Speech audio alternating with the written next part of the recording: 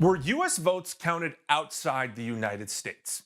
That's the claim made Thursday by Trump campaign lawyers. I'm sending my votes of people in Michigan over to Germany, that we have states that are stupid enough to have our vote sent out of this country. So let's verify. Were 2020 presidential election votes counted outside the United States? To find out, we checked with the Cybersecurity and Infrastructure Security Agency and a nonprofit that studies election systems and their security. Verified Voting, that nonpartisan nonprofit, keeps a running map of all voting equipment in the U.S., broken down by county. Now, they separate them into three types. First are hand-marked ballots. These are what they sound like. You have a physical ballot that you fill out and turn in. They're counted by hand or scanned by election staff. Second are ballot marking devices and systems. You vote on an electronic system that spits out a filled-out printed ballot, which is then scanned by election staff. Finally, you have what they call direct recording electronic systems.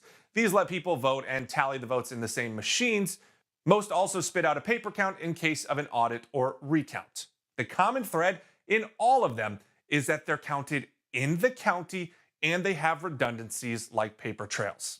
On their rumor versus reality page, the Cybersecurity and Infrastructure Security Agency explained that these redundancies ensure that the election is secure and that the voting machines are, quote, not a single point of failure, and such systems are subject to multiple audits to ensure accuracy and reliability.